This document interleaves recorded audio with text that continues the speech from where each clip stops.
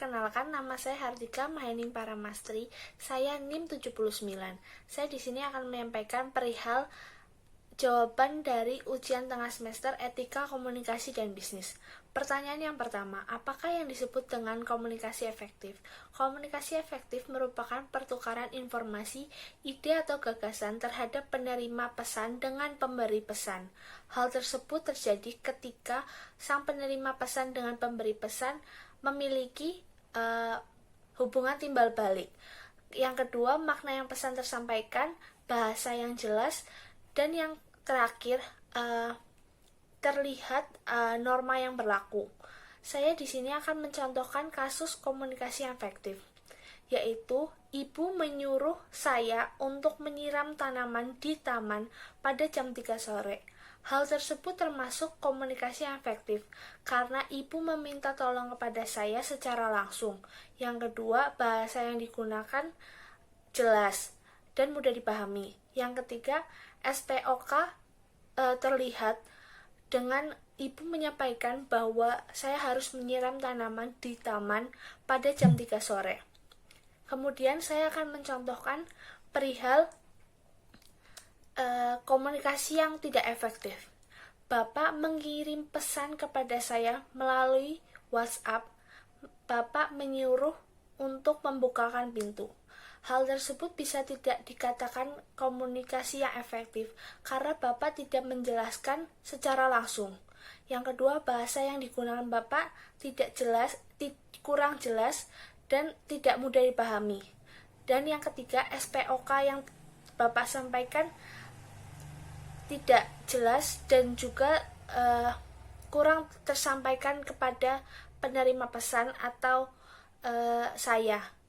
Bapak tidak menjelaskan pintu mana yang harus dibuka, apakah itu pintu garasi atau pintu rumah. Pertanyaan yang kedua yaitu apakah yang disebut dengan hambatan komunikasi? Hambatan komunikasi merupakan gangguan yang terjadi antara penerima pesan dengan pemberi pesan.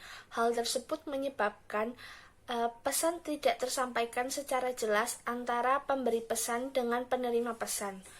Jenis-jenis hambatan yaitu ada bahasa, budaya, ada perantara atau pihak ketiga, tujuan yang tidak jelas, kesalahpahaman.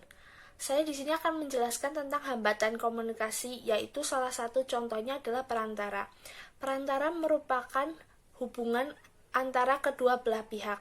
Pada pihak perantara diberikan amanat untuk memberikan informasi, gagasan atau ide kepada penerima pesan. Hal tersebut sering terjadi ketika perantara salah mengartikan persepsi. Yang kedua yaitu perantara melebih-lebihkan atau mengurangi informasi sehingga penerima pesan tidak dapat menerima pesan tersebut dengan baik. Yang kedua ada bahasa. Bahasa yang digunakan antara penerima dan pemberi pesan berbeda atau tidak saling menguasai. Yang pertama, penerima pesan misalnya tidak dapat menerima pesan tersebut menggunakan bahasa Inggris, sedangkan sang pemberi pesan memberikan pesan menggunakan bahasa Inggris sehingga penerima pesan tidak dapat mengerti apa yang disampaikan oleh pemberi pesan. Pertanyaan nomor 3. Kriteria yang diinginkan perusahaan terhadap pelamar pekerjaan. Pelamar pekerjaan harus memiliki wawasan yang luas, berkependidikan, sabar, jujur, tekun, teliti, bertanggung jawab, memiliki rasa empati, sabar, dan percaya diri. Hal yang saya akan jelaskan di sini yaitu tentang bertanggung jawab. Pelamar harus memiliki tanggung jawab, karena tanggung jawab itu penting saat kelak kerjanya nanti.